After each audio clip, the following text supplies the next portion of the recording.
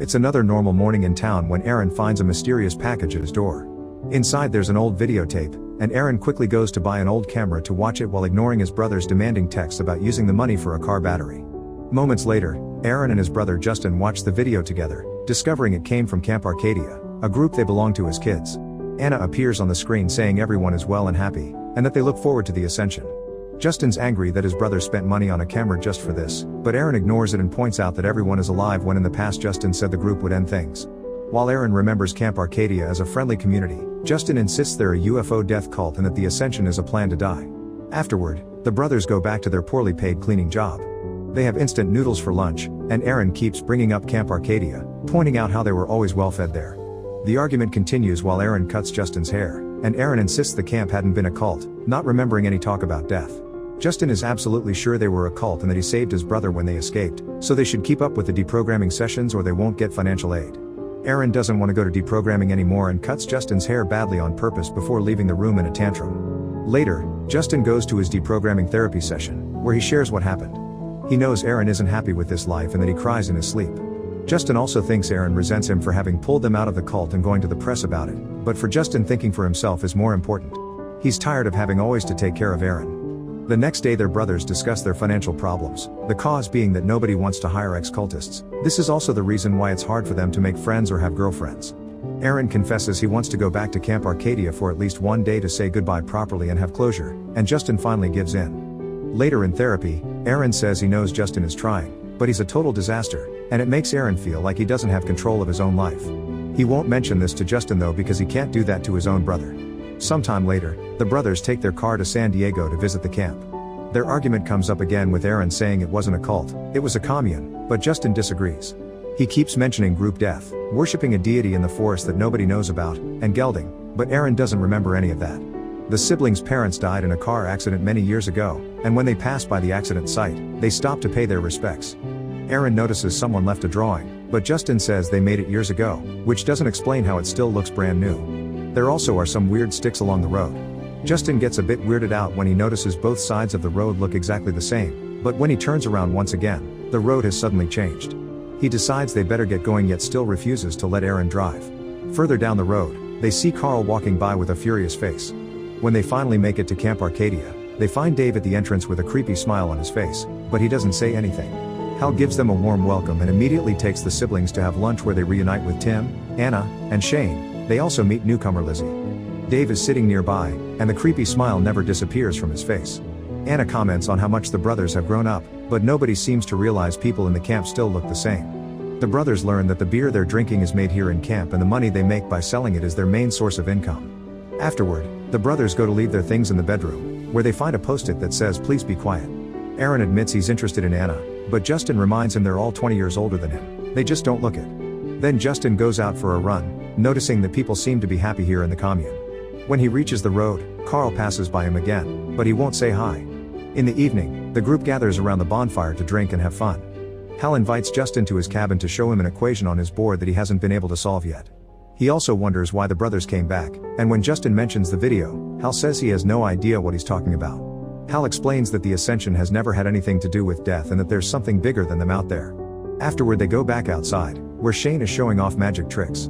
Justin picks a card, and when Shane tries to guess it, Justin says it's wrong, so Shane tries something different. He throws a ball up in the air, yet it doesn't come back down until Shane opens Justin's hand, and the ball lands right on his palm. Meanwhile Aaron chats with Anna, who makes the clothes for the camp. She invites him to his cabin to show him her designs and Aaron shares how much he dislikes his life right now. Moments later, the group gathers around a rope where they play the struggle. A person is supposed to pull at the rope, which hangs from the sky, to represent their personal struggle with passion and growth. It looks very mystical, but Justin is sure Dave is on a ladder holding the rope in the dark. Aaron volunteers to go first, but his first attempt is a failure. He insists on trying again, and this time, he ties the rope around his body. The plan works and he manages to pull the rope off, claiming a personal victory. Hal asks Justin to go next, and he doesn't want to but gives in to social pressure. Justin tries to pull, but the rope immediately makes him fall, hurting his hand. At that moment Justin notices Dave is in the crowd, which leaves him wondering who is holding the rope since everyone is there. Afterward, Lizzie takes care of Justin's wound, and Justin notices a drawing she made of two big eyes on the sky. Hal comes by to apologize for what happened and tells Justin to have fun with Lizzie before taking out a cigarette. Justin is creeped out by the implications and decides to leave for the night. He walks back to his cabin with Aaron, who asks to stay one more day. Justin doesn't like the idea but gives in because he can tell Aaron's in a better mood here. As they keep on walking, they come across Tim standing in front of a locked door, and the old man explains they keep the brewing equipment there. Outside their cabin, the brothers find another post-it note. Justin can't sleep and wakes Aaron up to chat, asking him about Anna. Aaron admits they've been flirting, and while Justin is happy for him, he also points out Anna used to be interested in Aaron years ago, which was creepy because he was a minor back then. The next day, the siblings go to the woods to practice shooting. Justin is very good at it but his last shot fails, and when he picks the bullet from the ground, he's shocked to discover the bullet still looks like it hit something. After doing some fishing, Justin goes for a run, and when he meets Carl, he tries to approach him. Carl runs away, and when Justin tries to follow him, he discovers Carl is gone and there's only a shoe left on the road. Moments later, Justin is startled when he comes across a trailer that starts to shake.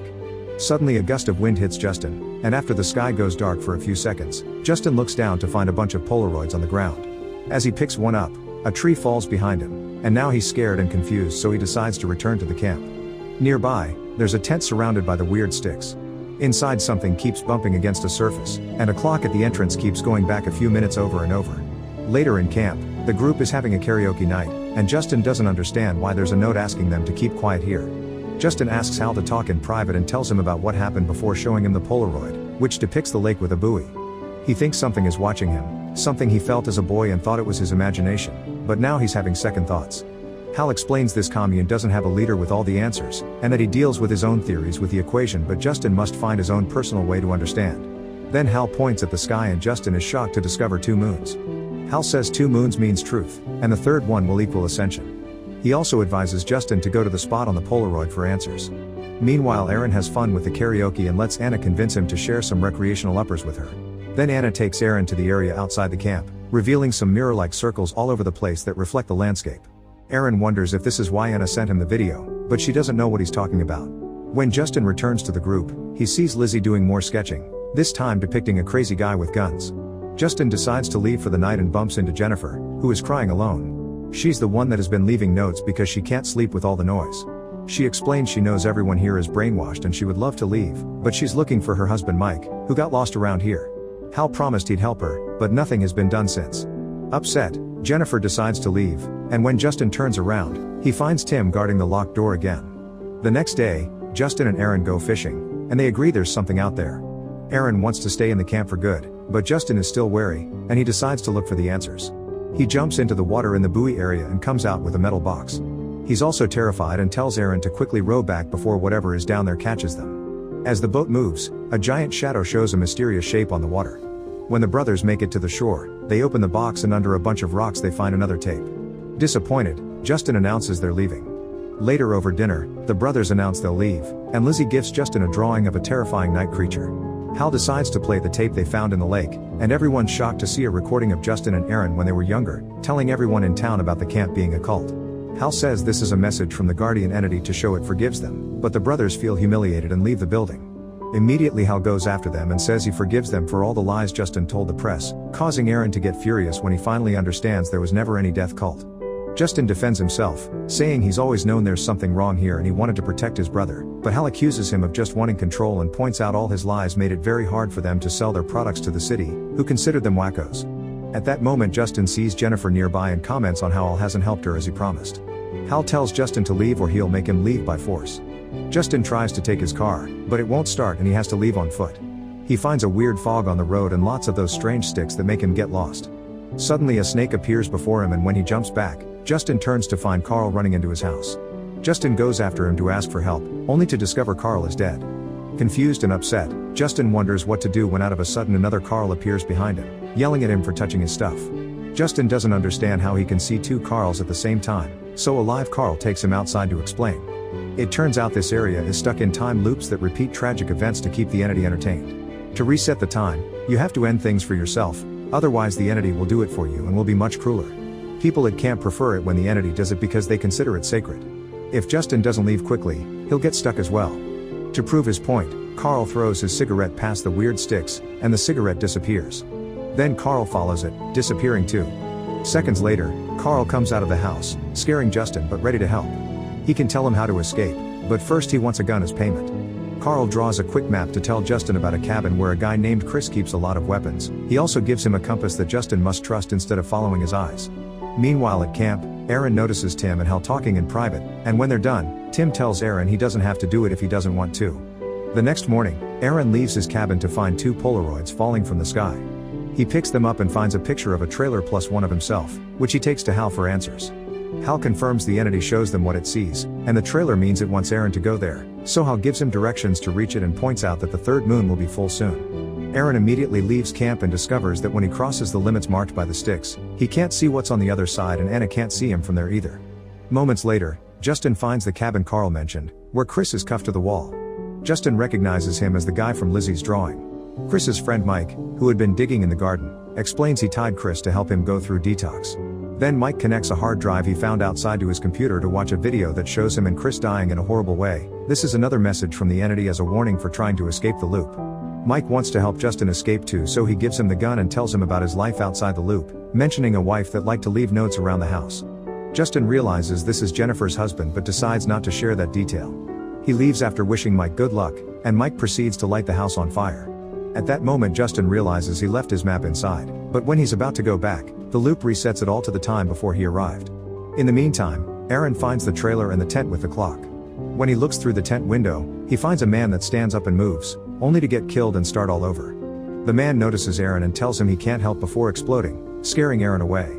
Sometime later, Justin is trying to make his way back to Carl and comes across another trailer with a cougar that snarls at him but leaves him alone. At that moment Aaron enters this loop, and both brothers confess they're lost.